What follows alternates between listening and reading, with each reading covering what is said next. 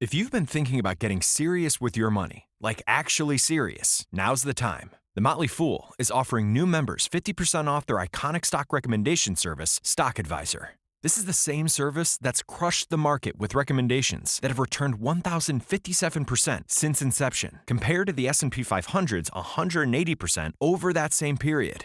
This isn't guesswork. The Motley Fool has a track record of finding companies before they become household names. So if you want to invest smarter and you like saving money while doing it, go to fool.com/listen to claim your 50% off discount off a 1-year term of Stock Advisor. Again, that's fool.com/listen.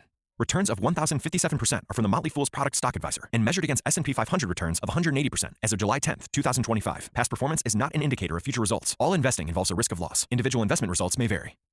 And you talk about the crazy difference. Undercover work, as we like to say, it's a volunteer sport. However, when I got hired, when Lou was in the academy class that started maybe 3 months before mine back in 98. So we were in the first wave of that big hire. The only reason in our minds somebody would want to join ATF is because you want to do undercover work. You want to do just dismantling these violent crews with no regard for human life. Why else would you want this job?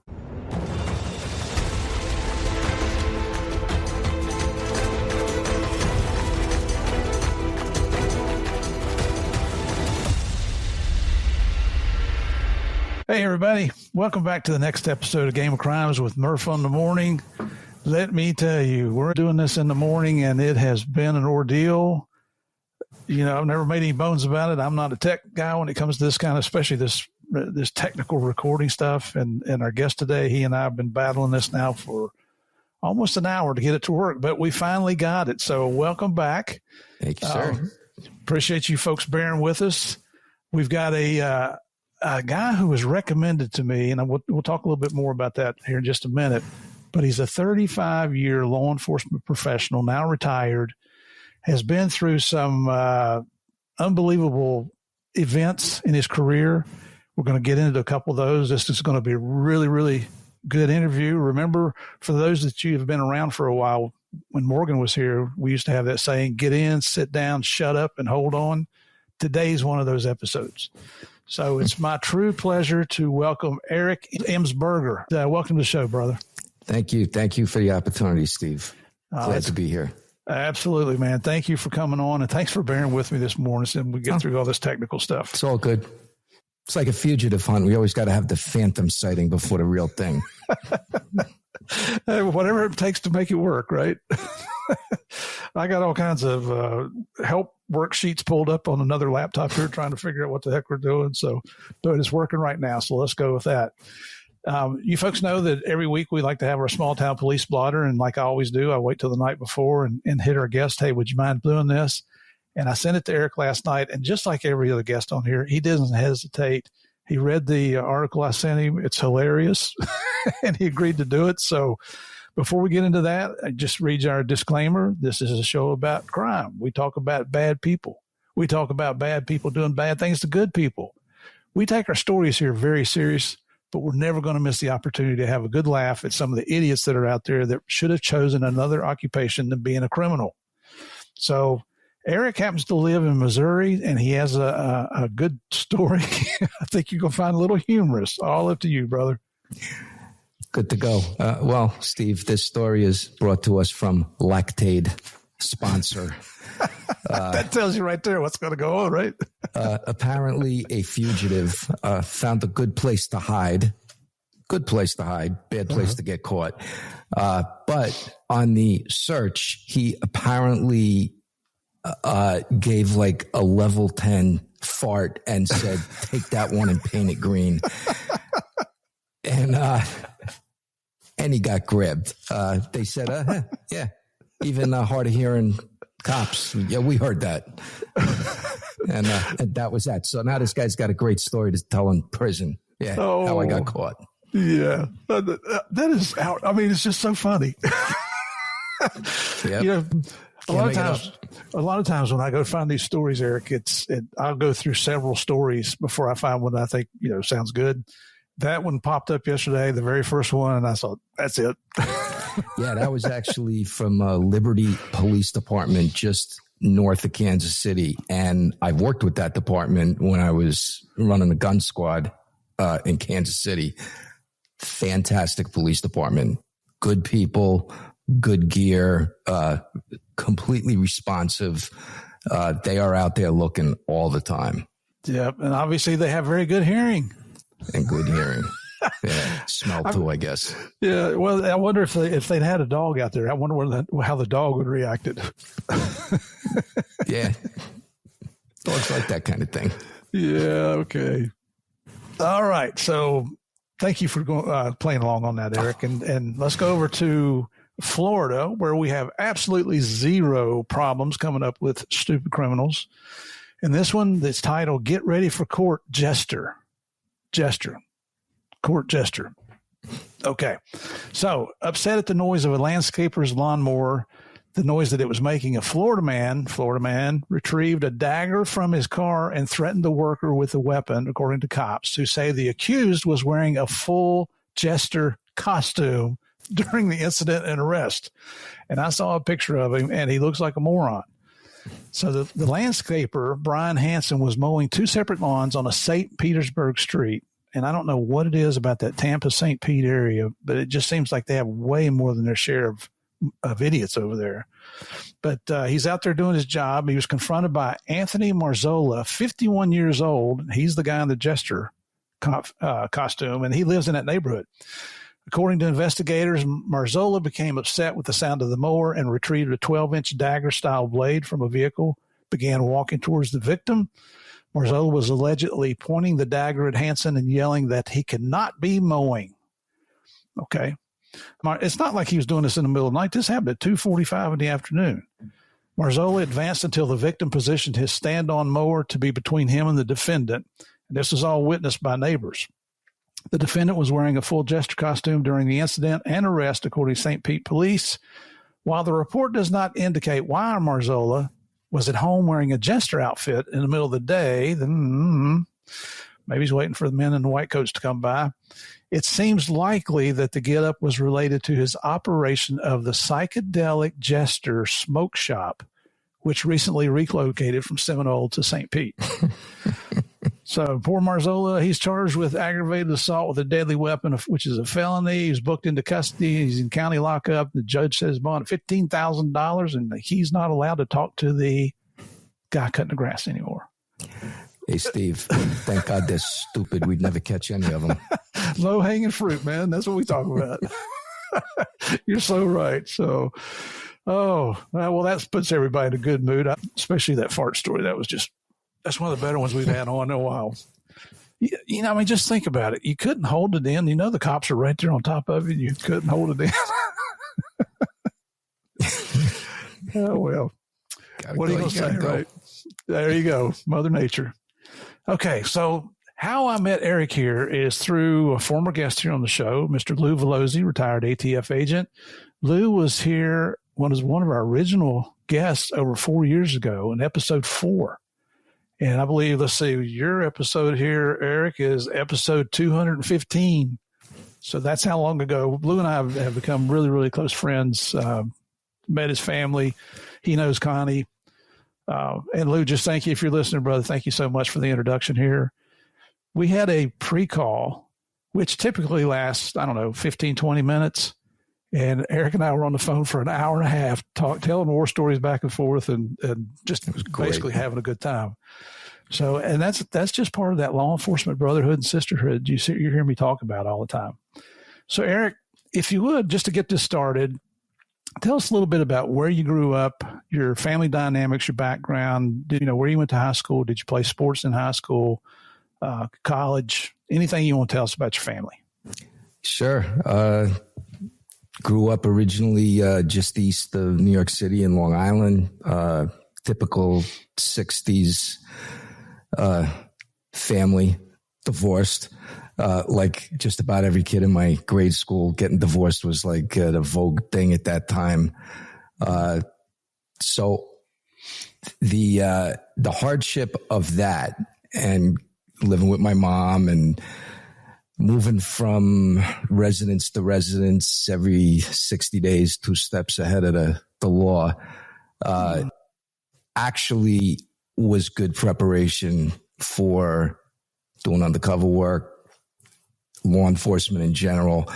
I wound up in probably right around 6th, 7th, 8th grade, living in a Section 8 building, project building in the city of Albany, which is, it might as well be Brooklyn. Horrible. The school that I went to later shut down due to the unabated level of violence in a school.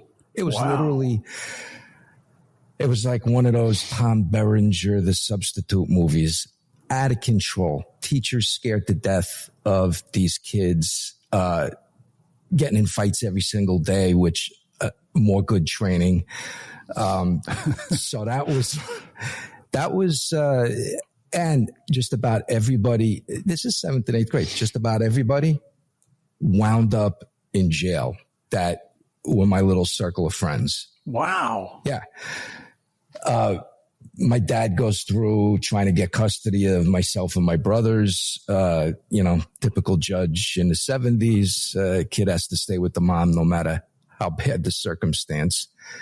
But I raised my hand in 9th grade. I said, hey, come and get me. I'm done with this. And then my brothers came shortly after. And then we had to reacclimate to normal society. But I got put in a great school. Thank God. Set me up for success academically. And in 9th grade, in this fantastic school in Westchester County, just north of New York City, 9th grade career day, state trooper comes in. 40 minutes later, that was it. I knew exactly what I was going to do for the rest of my life. Wow. And got a chance to do it. Holy cow, he had a real influence on you, huh? A mesmerizing delivery. And I guess he got given that detail for a reason. Hey, I need you to go talk to these high school kids all day today and tell them what we do. And I'm sure he was picked for that detail for his skill in talking to youngsters. And that was it. Was it something he said or his appearance or a combination of everything? It was command presence, squared away. I don't think he smiled, dead serious. And I went up to him after the class, as did others. And I said, this is what I want to do. Tell me, give me the path. You tell me what I got to do, and I'm going to do it. And back in the 70s, and he said, you got to take every math class you can. You got to become a wordsmith, a perfectionist at writing reports. He said, this is uniform state. He goes, the pen puts people in jail more than anything else. Your reports have to be tight. He said, take every math class, teaches you how to think logically. And I did that. I took math as electives in college and constant writing courses, how to write. So it was a huge influence. And the next year, 10th grade, my father and my stepmother buy a motel. So that's now the family business, 24 hours a day for us. And I happened to run into a guy this high school had a Class A marching band program, of all things. We were marching every day like it was the Marines. Really great instruction. But I meet this guy, his name is John Letney, lifelong friend now. And we're talking about police work, and he says, hey, are you interested in becoming a police cadet? I'm a police cadet in this small town police department. But after you go through some basic training, you can go out unarmed, in uniform, as a cadet in high school and go on patrol with these single-man cars. And you'll know if this is what you want to do. I'm like, I'm in. I'm all in. I like it. Well, Letney goes on to become a uniformed officer. He becomes a police chief at a few places. He goes on to be the president of the International Association of Chiefs of Police. Wow. He went, his star rose. Fast forward to, he has his first son, and I'm holding this little bambino. Fast forward, he wants to be an ATF agent, and he was in the State Department at the time.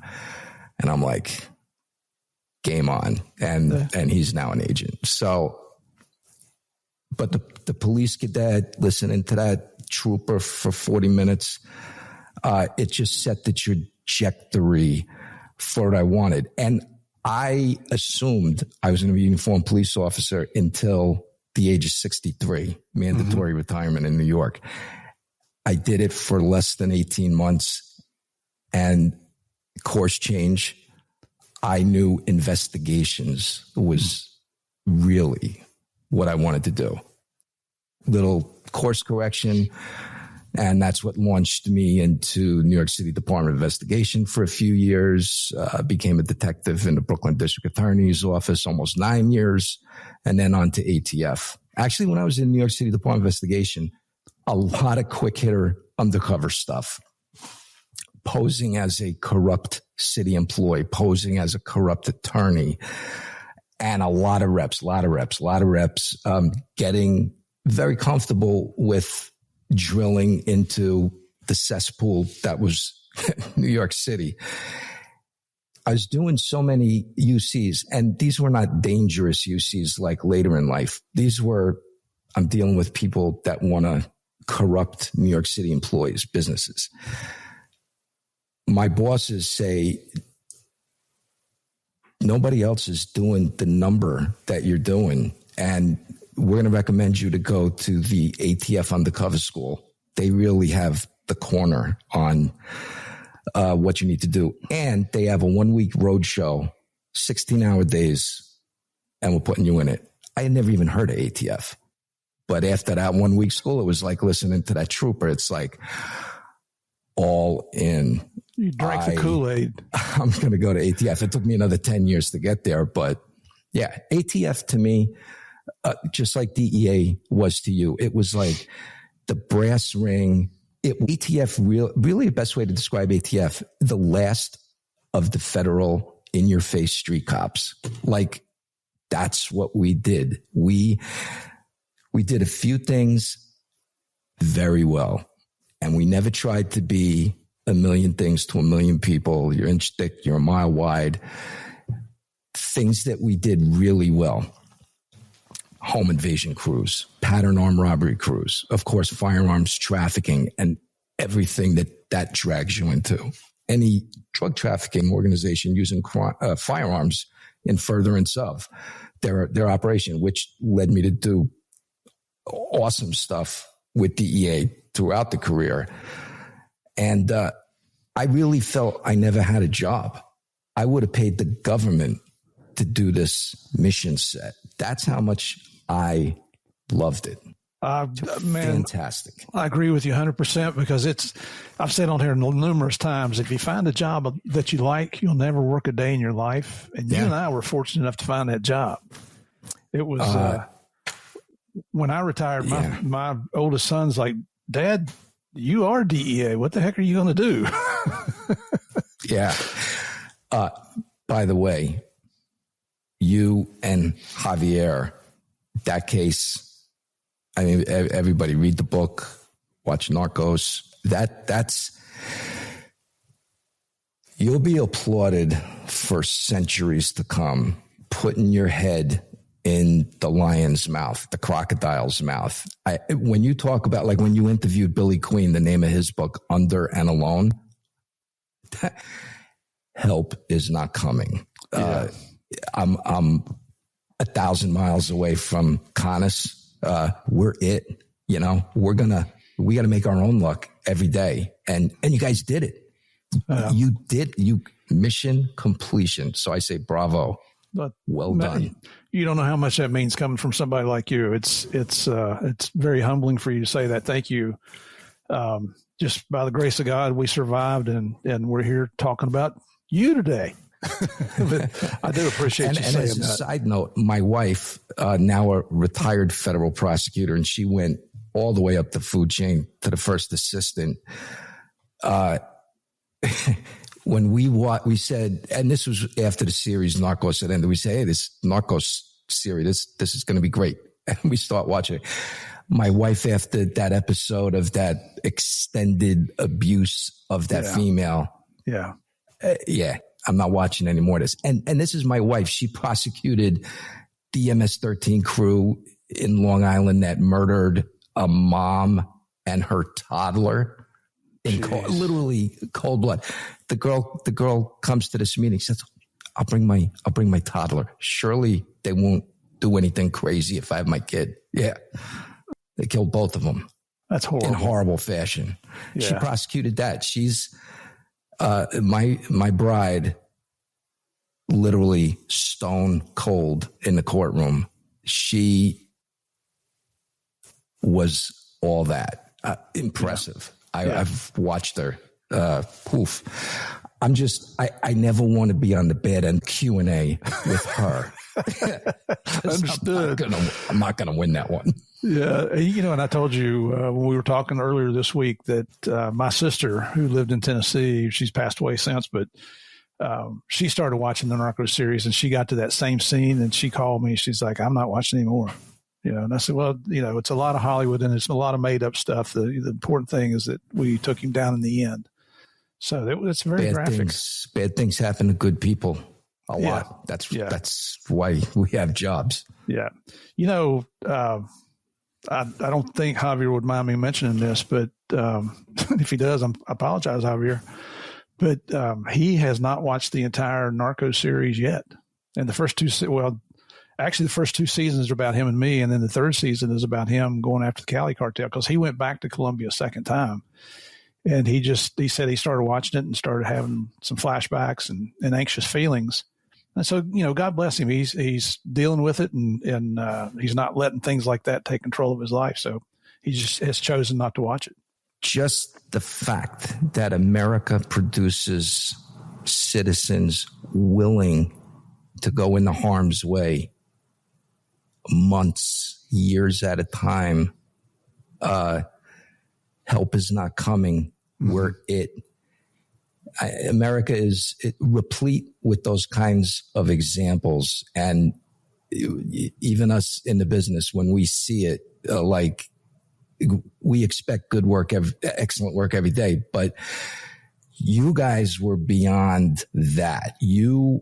It's almost without equal. And it probably does have some equals because, guys we've worked with have done things.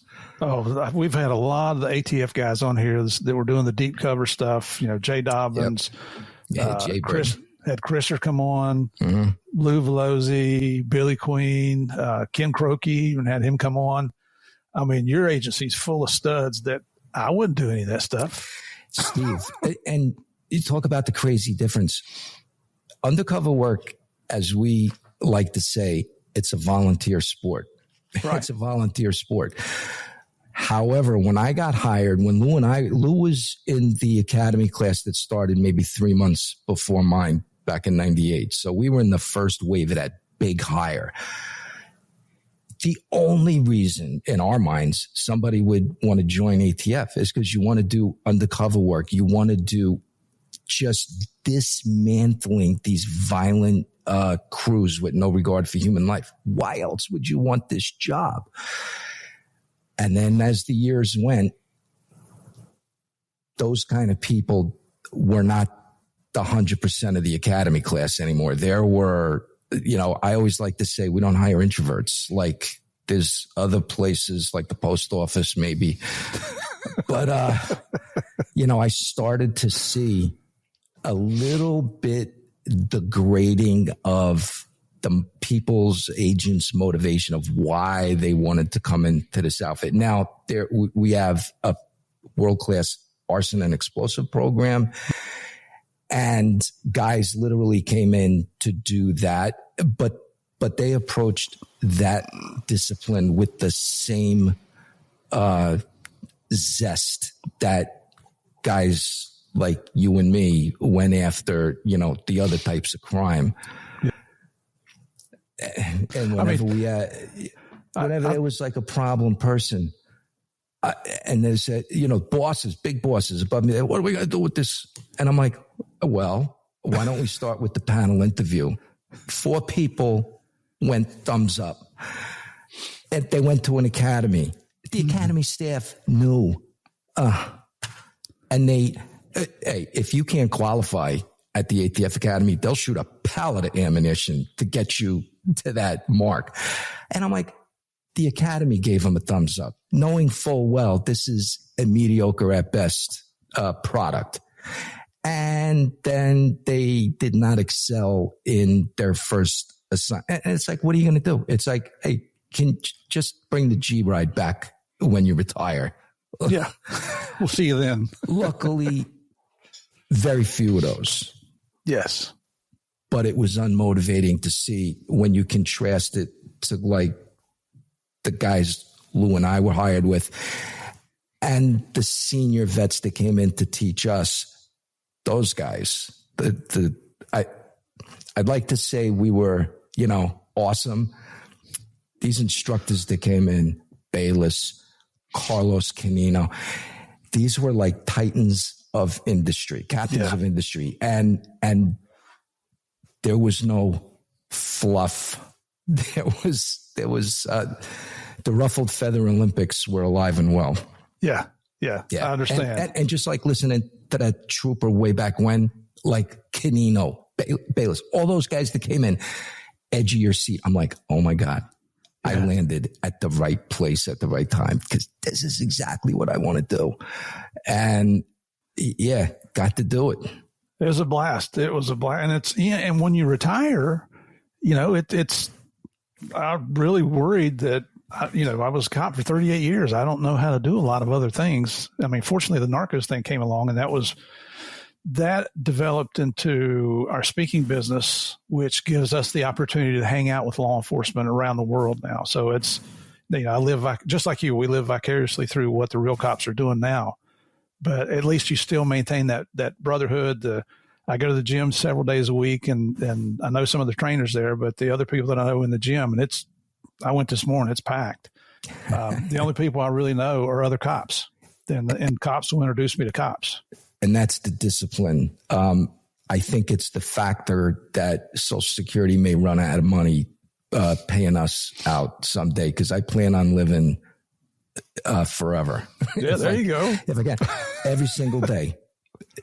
The day is not right unless it starts with PT. And I did it in the driveway this morning, and it's every day. It just sets you up for success, and it's an easy win. Did that, stack the win, feel good. Yeah.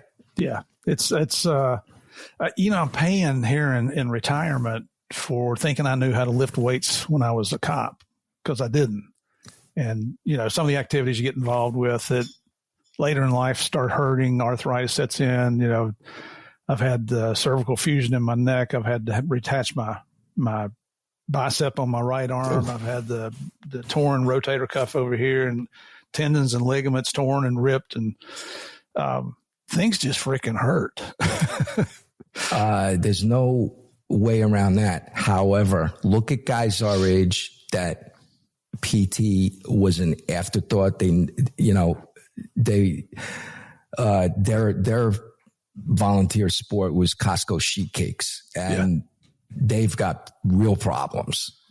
Nothing compared to the aches and pains that we have. Yeah. I mean, mentally, I don't feel my age, but my wife reminds me of my age sometimes. Hey, before we get by here, where did you go to college at? The College of Knowledge, John Jay College of Criminal Justice in New York City. And that was a college for law enforcement. There were no sports, no football field, no grass, as a matter of fact, 2 buildings in Midtown Manhattan. And a lot of times guys were in uniform. They go to class in the bag. I just got off of work. I'm about to, it's like, and nobody looked twice. It's not like a regular college or university. It was phenomenal. Again, top-notch people. The only instructors were people that excelled in whatever discipline in law enforcement that they came from. NYPD, the federal agencies, top-notch. So when you took classes from these guys and gals, you were hearing it, not academic regurgitation. These are guys that lived it. I had a one instructor, Daniel Vona. I don't know if that rings a bell. This guy had been a Green Beret, POW, had his teeth drilled out, but then goes into law enforcement, and he goes right back to Southeast Asia, the Golden Triangle. And so I'm so interested in this. And he says, hey, here's a book, international, something. It was like a book that I had to go to the New York City Public Library to even find this book. Their only copy. I still got it in my basement bookcase. They didn't get that one back. And I'm doing these little reports, and he goes, I've sat down with this guy before, and I was on the team that drilled that. And I'm like, my God, it's like, who don't you know?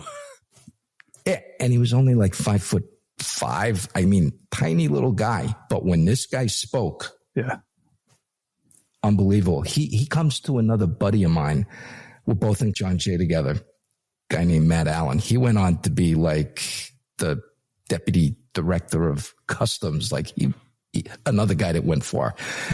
And so Vona goes to us. He goes, hey, I'm putting together a counterterrorism seminar at West Point for a week. If you guys give me a hand just doing some stuff, I'll put you up at the Hotel Thayer on West Point, eat for free, drink for free, and you're going to get to sit in the back row and listen to these people.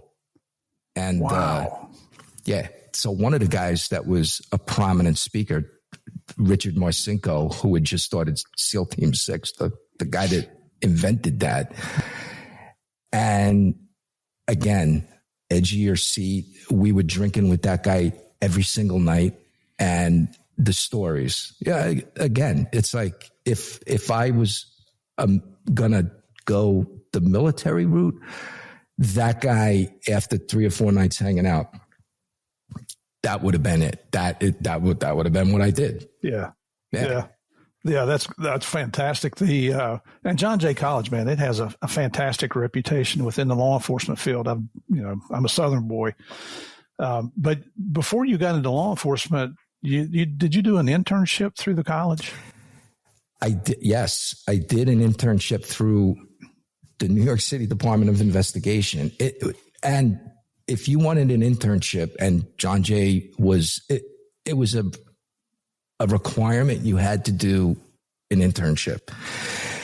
Most of us did a few, but that's where I got put, New York City Department of Investigation. And I saw what these investigators were doing, and the gear. These guys had almost like a black budget. Whatever the top-notch gear of the early 80s, they had it, and a lot of it. So had that in the back of my mind. And I had done my first 2 uniform deals as a police officer. And I decided if I don't go back and get this degree, I'm never going to get this degree. So I stopped everything for 2 semesters and 23 credit semesters back to back, got the degree. I called my old boss at Department of Investigation literally the day after I got my degree. And he goes, I have a desk waiting for you today, tomorrow morning. Come on in. Wow. And that started 4 years of that, and then on to the Brooklyn DA. But my buddy Matt Allen got an internship at Customs, back in the days when it was called Customs. And then after all the name changes, he told me he worked with guys I don't even turn my head unless I hear the word customs. It's like I'm not responding to this new agency title. That's funny stuff. When you were doing that, the Department of Investigation, and you're doing the undercover, did you ever run into any mafia-related figures, people? Traditional LCN, La Cosa Nostra, the Italians, no. However, I ran into Asian organized crime that had figured out footholds to get on the playing field, corrupting New York City agency personnel to get permits to do this, permits to do that. And then they just, then they figured out how to counterfeit the permits. And, you know, when you go to Lower Manhattan back in those days and you would see 50 tables of people just selling stuff. Oh, got a license. Yeah, you got a counterfeit license. And we became expert at spotting them and trying to turn these people, who's making them, where you getting this stuff from. I tell you, a good undercover. Again, Asian guy, and he thinks I'm an attorney working for an agency that issued the type of permits that he wanted to get. And he's taken me to these like real ethnic restaurants. That's where these meats are. I'm eating good. Not my cover team. They're not eating good. And it got to be a point where now the NYPD guys that were in the Department of Investigation, they're coming out on the cover team. It's like, you're into something here, kid. I'm like, I think I am. And then one night, you talk about how does a great investigation get flushed down the toilet? Now this guy that's whining and dining me, he genuinely likes me. And, you know, because I am basically feeding him like exactly what he wants to hear. Like I'm creating this illusion of what I can do for him. This is what he tells me. He goes, hey, I know about a mansion in northern New Jersey, a mansion, and they have parties and they have women at these parties. I'm going to take you as my guest to one of these parties. And I know the people that are running this stuff. And by the way, the women, prostitutes, they're all Princeton students and other Ivy League type girls. And I'm getting more information about that. This was the dagger that killed that investigation. He goes, and I've seen the governor of New Jersey there. Really? I'm in. Let's go. Can you introduce me to that guy? Of course. On the debrief the next day, they're like, this investigation is over. Oh, I'm like, what do you mean? Yeah. I thought you were going to say Jeffrey Epstein was holding the party. That whoever, you know, way up the food chain that was making these decisions, that was a bridge too far. Yeah. So, now this is a little different where in the Northeast, I've got a lot of friends in the New York, New Jersey area that are investigators for the prosecutor's offices. Mm-hmm. And in the South, you don't see that so much. But you guys are like full-fledged investigative law enforcement authority, carrying guns, locking people up, that kind of thing, right? It was the golden age for that job. So it was about 120 of us detectives directly for the district attorney. And I got in there in 89 to 98 and then went to ATF. There were a large chunk of them that it was you're servicing, you're enhancing cases that are already ongoing. You're finding that extra witness. You're, doing all of these case enhancing, assisting the prosecutor. These are cases that NYPD has already investigated. They made an arrest. Now it's going to trial. And you are now going to try to make that case even tighter. Find that extra witness. All the things that goes into a prosecution. And I did that for a while. And then I I said, all right, there's got to be something a little bit better. So the guys running the special investigation unit, proactive unit, they would, of course, assist if asked, but they were tasked directly from the DA, high management. We have this problem. I want a proactive case. I want to be able to say the DA's office drilled that crew. And a lot of times we would work, insular within our unit. Many times NYPD units come in because overlap. And it was fantastic. It was great. As a matter of fact, big DEA guy, I forget his first name, and I watched the podcast. I don't know if it was on Del Rey. The guy, he rose through DEA running the Drug Enforcement Task Force in New York City. It wasn't Del Rey, I believe was his last name. It's not ringing a bell. Let's see if I can find him here. But he started in the Brooklyn DA's office as Frank Del Rey? Frank Del Rey, yeah. Yeah, I never knew him. I Googled him real quick and he popped up first. Yeah, he worked all over the country. Just a good guy. And when I listened to his interview, you just see the Brooklyn. I mean, he grew up in Brooklyn. But he's a guy that, went far. And the DA's office in Brooklyn and the other New York City counties, that was like a breeding ground for federal agents. Yeah. And you run into them all over the place. Where'd you get your start? Department of Investigation, the DA's office.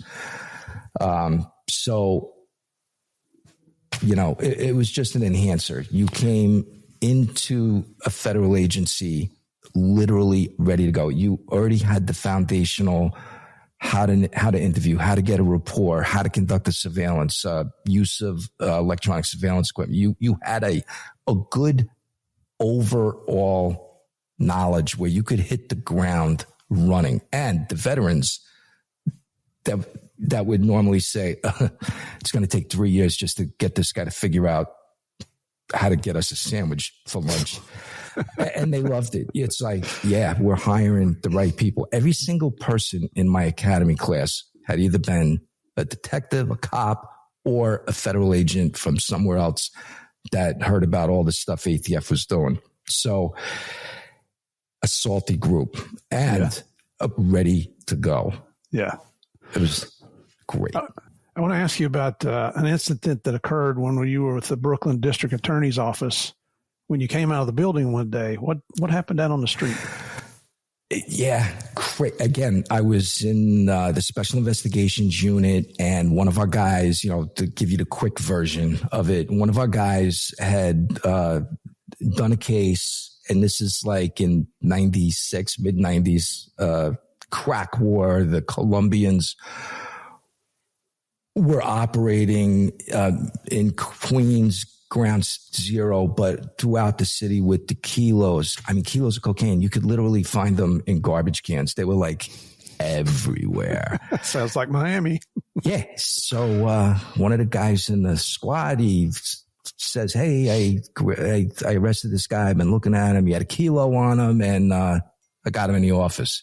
And he proceeds to tell us this fantastical story that he got this kilo from two uniform cops from the 7-5, which is the easternmost precinct in Brooklyn, the killing fields, death store, dangerous.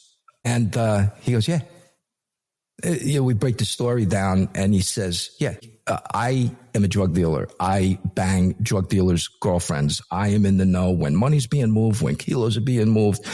And I hooked up with these two cops, and these are young guys. These are 4, 5 years on. They're not, they haven't been around forever. These are criminals that became cops to become better criminals. Yeah.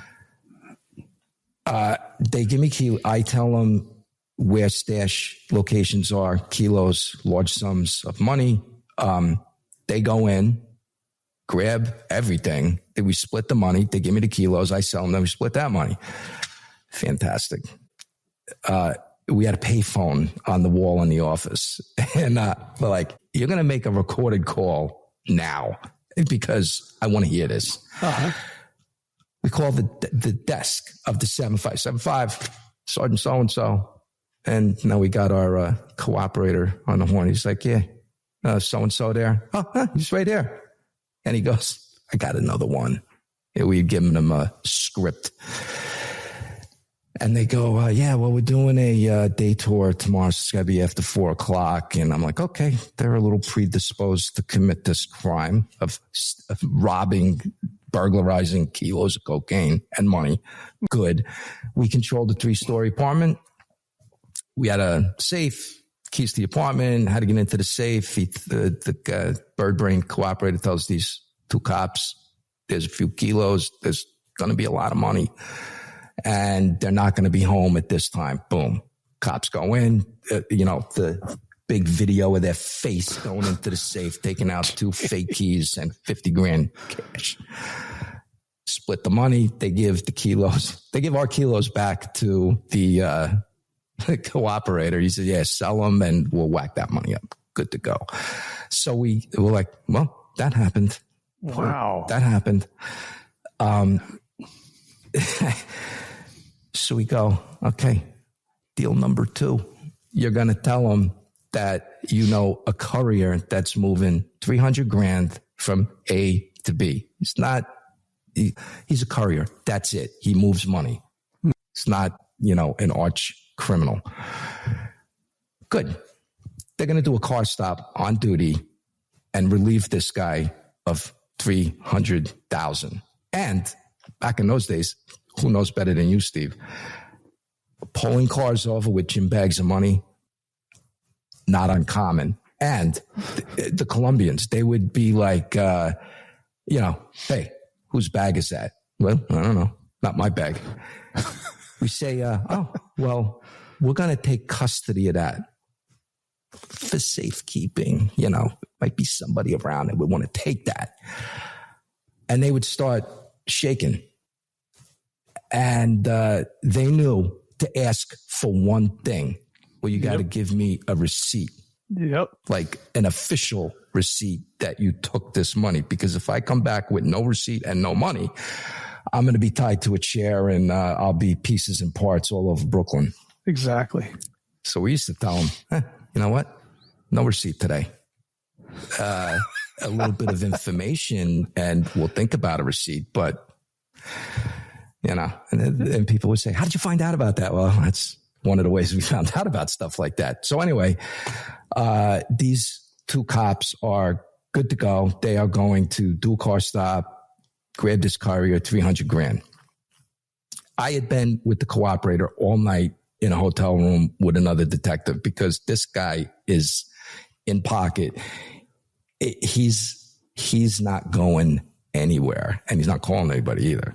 So we got him, bring him into the office and we're getting ready. And I just happened to say to the boss, I'll go get the BMW that we're going to use for the undercover. I'll get it ready. I'll get it wired up. We'll do the whole thing and, we'll get out of here. We'll brief it up and get out of here.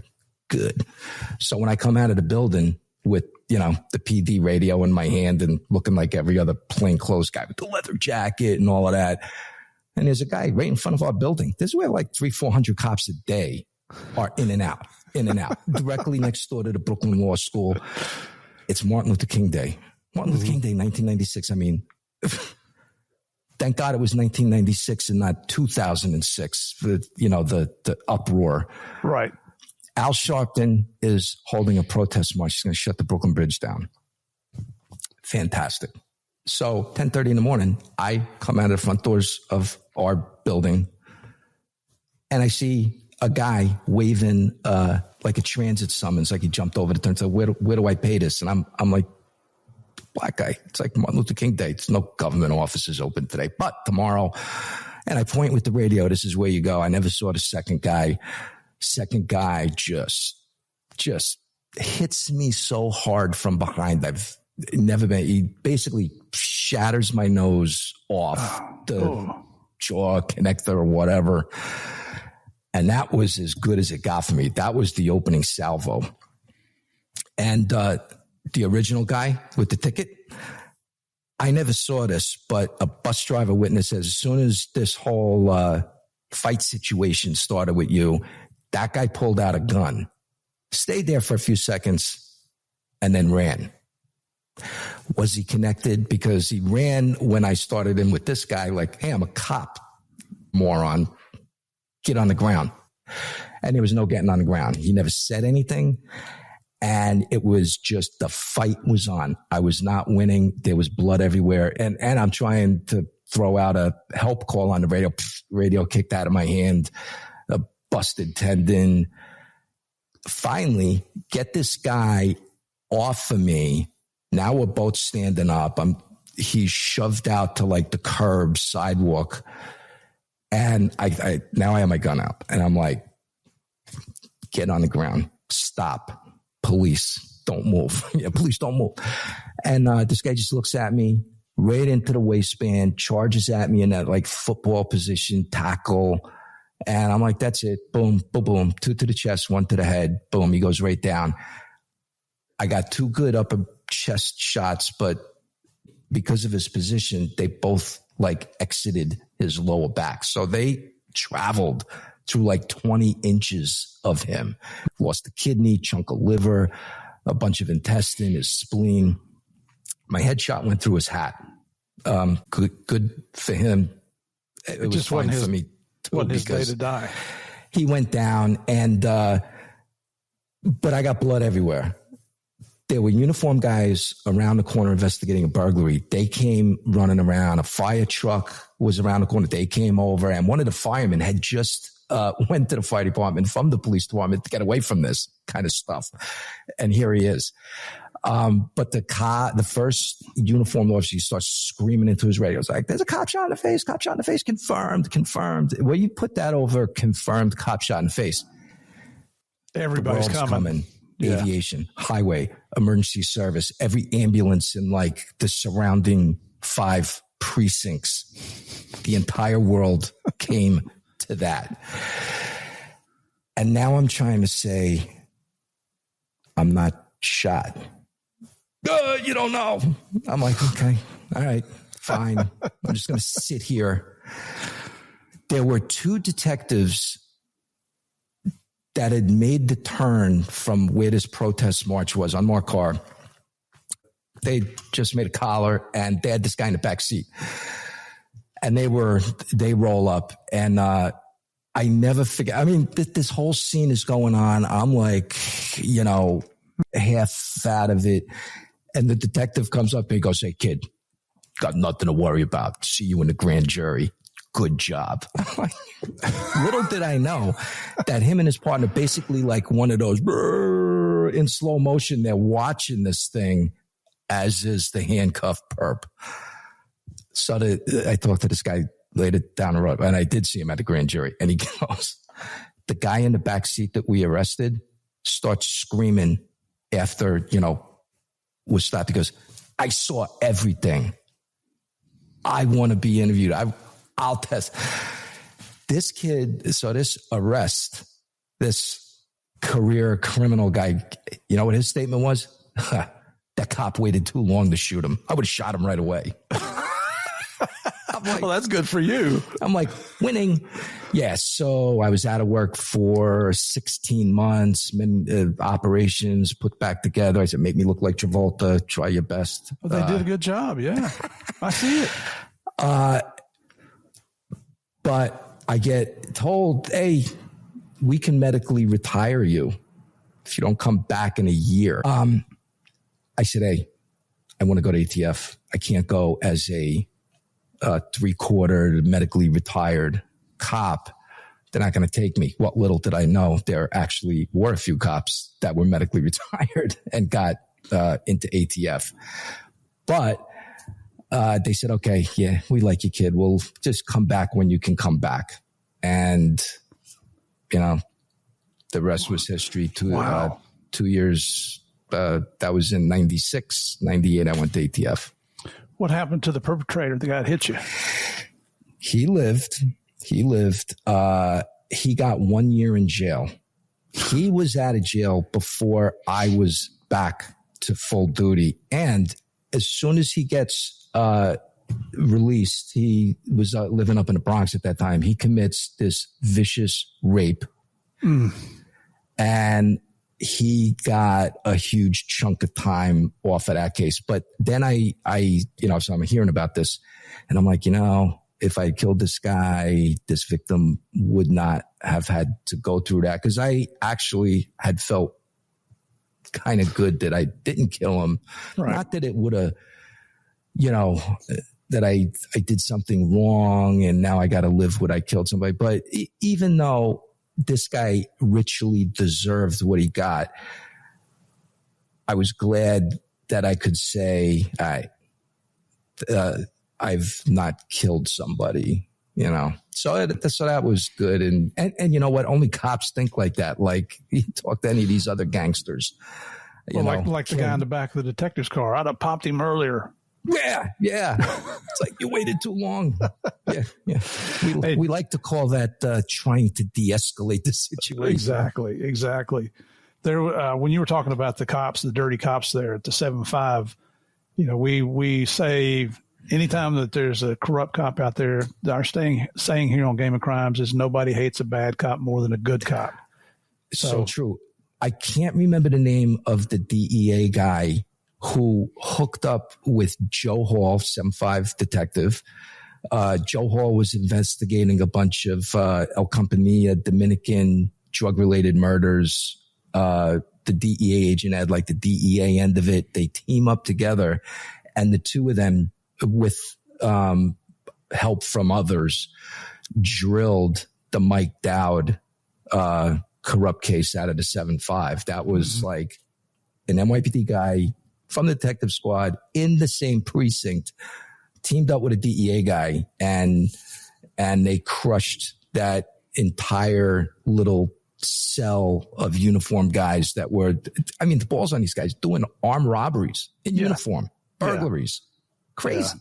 Yeah. I met Dowd at a conference out in San Diego a couple of years ago, and just when I found out who he was, actually we were in the green room because he was a speaker, believe it or not. And everybody in the green room just turned their back on him, just literally physically turned around away from him. A shining example of back in those days that blue wall of silence sort of was alive and well. Like a good cop, like when I say a good cop, us, ethics, we're going to do things the right way. Yep. Their response would not be to get involved and I'm going to start making internal affairs notifications. I'm going to tell the sergeant what's going on. A good cop would just say, you know what? I'm driving on with the way I do business, and I'm not going to be with those guys. I'm not hanging with those guys. I'm doing nothing with those guys. I'm not even going on a fishing trip with these guys. I want nothing to do with them. I'm doing my thing with the other good cops. Whatever they're doing it. And I don't want to know about it. And that's where it would end, where today, you will absolutely have other cops that are not going to tolerate that conduct. And that's good. I think really good. And just so, the two uniform guys, doing these drug rips, I don't think there was no press.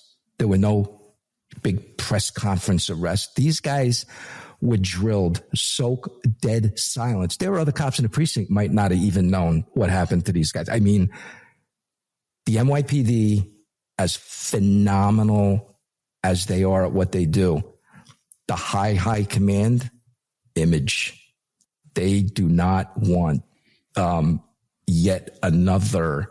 And Dowd even made reference to that. It's like after they took the 7-7 precinct scandal down, I knew that they didn't have the appetite for yet another scandal in the 7-5. And he was right. He was absolutely right.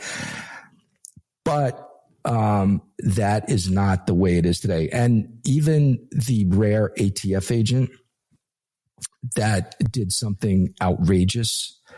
And when I say outrageous, I mean like stealing money at a search warrant. That actually happened once. His guys grabbed him in the front lawn. He was handcuffed and all his ATF stuff. They took how many tens of thousands of dollars out of his BDUs. Wow. And they're like, yeah, no, we're not dealing with that. And that was like a brand new guy, another guy that became an agent to be a criminal. Yep. Nothing to do with those people. That's that thin blue line we talk about, and they stepped across that line. Yeah. The peer pressure is to perform, and the peer pressure is, we had general orders in ATF, and the first general order was you will not lie, cheat, or steal, and you will not tolerate anybody that does those things. Absolutely. And if you knew about it and you didn't say something, you were going to be in the same predicament as the guy that was doing the bad thing. So, yep. If you take that oath and you betray that oath, you you need to go under the jail. Yep. Yeah. No, there is no sympathy. Now, I did have sympathy for some of the other things that agents get in trouble with, the car, women, the G-car, yeah, the drinking. Whenever somebody was in a jam, as we say, and I would always say, what kind of agent was this person? Do we want to throw the life vest or a barbell? It always came back to this minor little thing. You're not getting fired. You're not, a DWI. You're not going to jail. But there's all these administrative, things, and you could make things horrible, or you could, we're going to try to lessen the pain for you. Yeah. Like, you're going to get 30 days on the beach. We have fantastic Undercover in Brooklyn, gets arrested for DWI in the G-Ride. And this guy, everybody loved this guy. And the SAC basically said, okay, just tell us which 2-week blocks you want a vacation. Like, we're going to break it up. We'll do it at your convenience. Summertime, you want to go somewhere. That was a guy, we throw the life vest to, not the barbell. Yeah. But running elite task forces around the country, I didn't have any of that. I had high performers, and the peer pressure was to perform. And you didn't want to be the guy that said something stupid in the squad room. It was a shark attack. Yeah. So I lucked out. The groups that I led, tougher, smarter, everything better than me. What I brought to the table is creating a free fire zone for them to operate. Oh, you need something? Yeah. I'll get it for you. We're going to get what you need. And that's what a boss is supposed to do, in my opinion, especially a first line supervisor. Is you're not the one making the cases now. You're the one that's taking care of your people, so they have the tools that they need to go do the job. I give you a quick example. You interviewed Croak. So when he was doing that UC with one of the pinnacle events in that, a very particular piece of gear was needed to, video, audio, this event. And I was the second GS that had been brought into that case. And then there was yet another GS that ultimately concluded the case with him. But I do the right thing, Steve. I'm like, I go to my technical operations guy who, if you could find them the 3 hours a day that he was in the office, we don't have one of those. Oh, fantastic. Good for you. His next sentence should have been, but I'll get one. Exactly. Now, calling around, the little GS-14 mafia guys that I know, you got one. Nobody's got one. Or it's, hey, dude, it's being used right now. We can't give it up. Okay, good. These people don't know what I do. Yeah. I call up the chief of our special operations division, technical operations branch in his little secret squirrel building in Virginia. And I'm like, and I knew this guy. I'm like, hey, I need one of these things. He's like, bro, all being used. No God. No prize for you. So I'm like, I knew the guy Attila that ran Adaptive Digital Solutions in Newport Beach. And we were using his gear. Like when I had the task force in Brooklyn, we were on the phone with this guy so much, telling him, oh, this was great. This was great. Can you do this? Can you do that? He would send us the latest, greatest piece of gear, and he would test and evaluate it for a few minutes. Just hold on to it. Just FedEx it back when you're done. Don't lose it. But yeah. So I had a relationship with this guy. I called him up on like a Thursday or Wednesday or Thursday when this thing came up, and I'm like, hey, Attila, I need this. I can't even say what offline, you'll know what I'm talking about, but I need this thing. And this thing costs, $5,500 or $6,500, the government cost. And I'm like, listen, I'm going to go to the bank. I'm going to get a cashier's check. I'm going to FedEx it to you, but I need you, as soon as we hang up, I need you to FedEx me this thing. And I'm going to get it to Crow. I think he was doing this deal over the weekend, I think, if I remember. So, agent cashier, you can't use that to buy investigative equipment, electronic equipment. You got to use the government credit card, and it's got to go through all these layers of approval. And I'm not even supposed to be doing that stuff. They have people that acquire our ES gear, except nobody is acquiring what I need. So I'm like, I go into my own agent cashier box. I have like 35 grand at any one time to buy guns, pay informants, blah, blah, blah. And, I take out whatever, the 55 or 6,500. I go to the bank. I get a cashier's check. On the money request, Steve, it's my name. I'm asking for it. I'm approving it. I'm getting it. I'm sending it. Violate every piece of the order. But I get the gear. And Croak gets the gear. I don't even know if he wound up using it, but I got what he needed, in my estimation.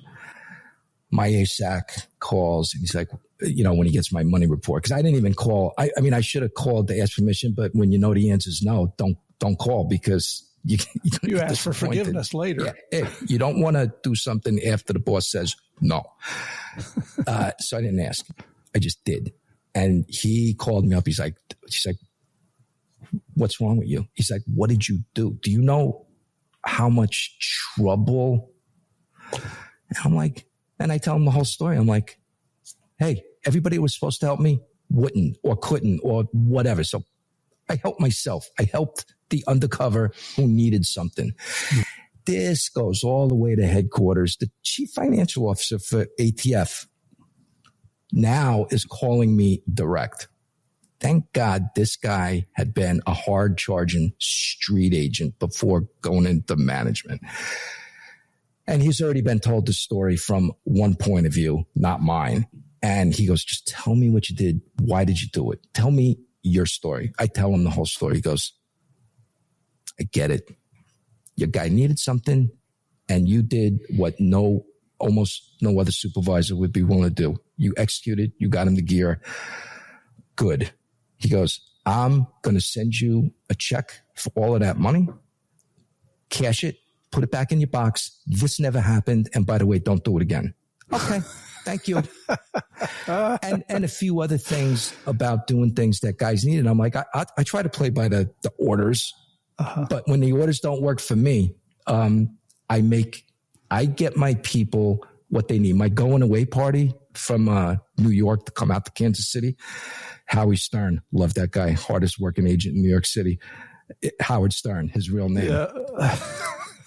One of the funniest guys you would ever want to meet. But he makes up the flyer and MCs this whole event, this cast of 200 lunch. And he puts on top of my flyer, like the biggest words on the flyer. He goes, give Eric a rule, he'll break it. Give him a chance, he'll take it. And that really summed up. I'm like, hey, I had political capital from all the good things that we had going on.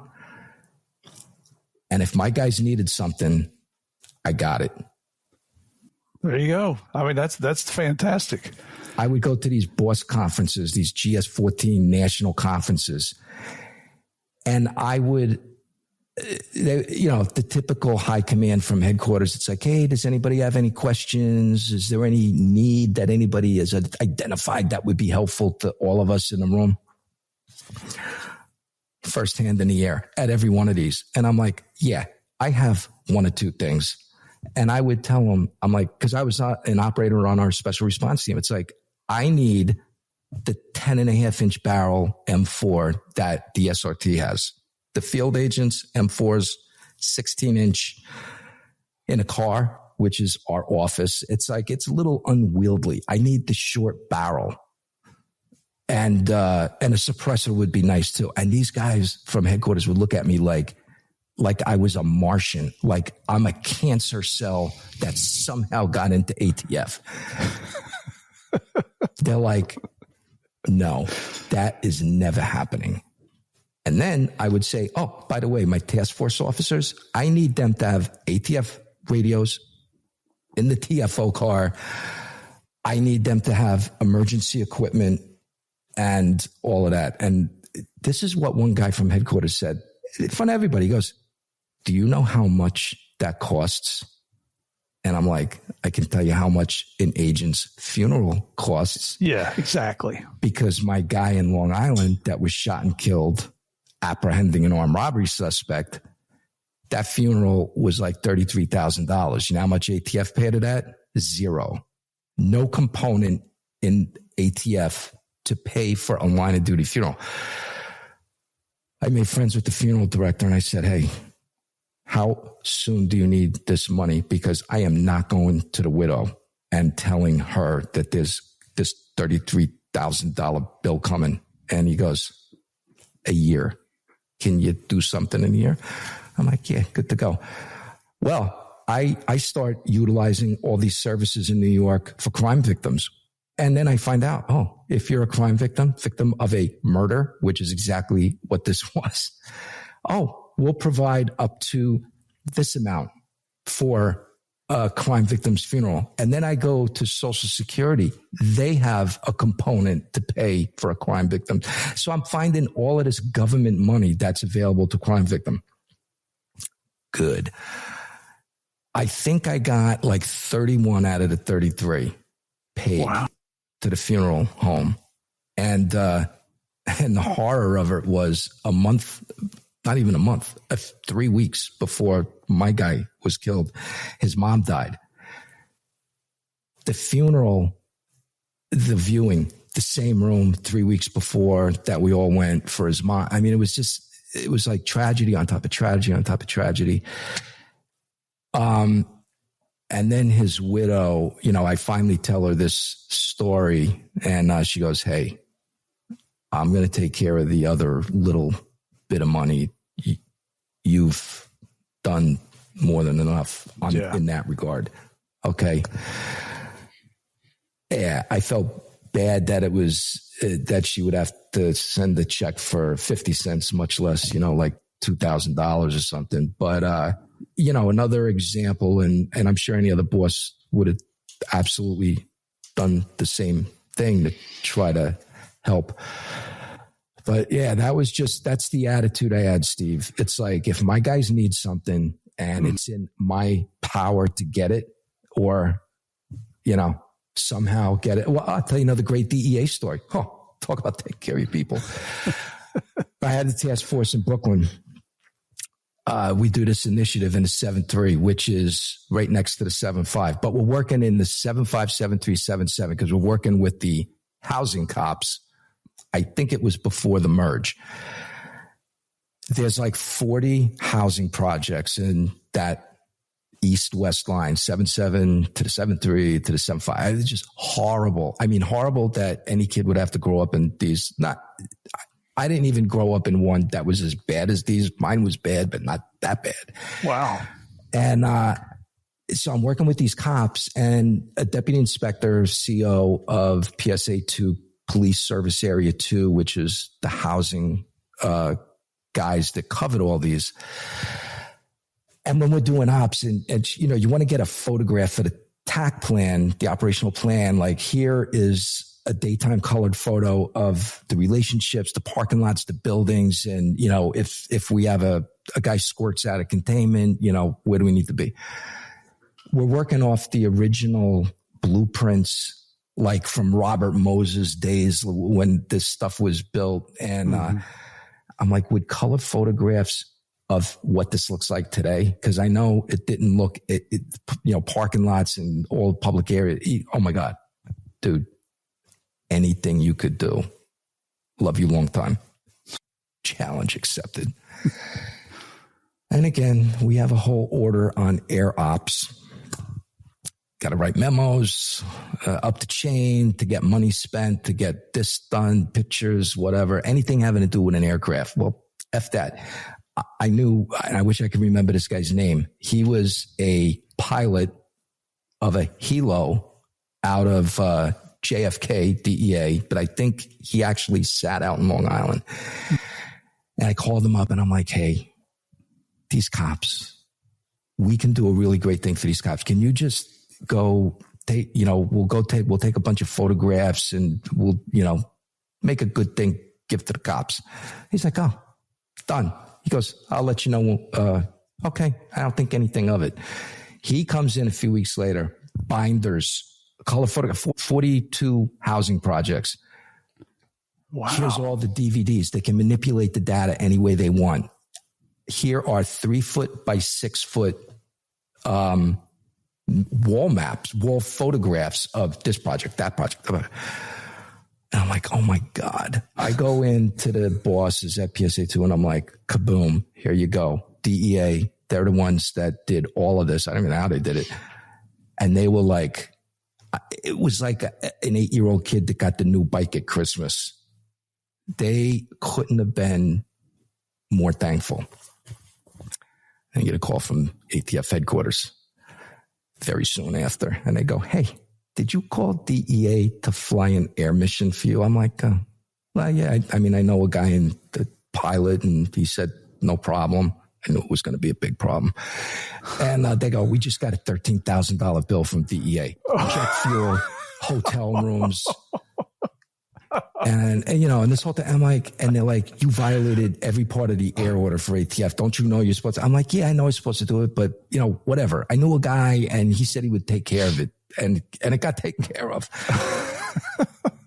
And then finally I had to say, if I had done all of this memos, this, that, and it was going to cost this much money, would you have approved it? And they go, yeah, probably not.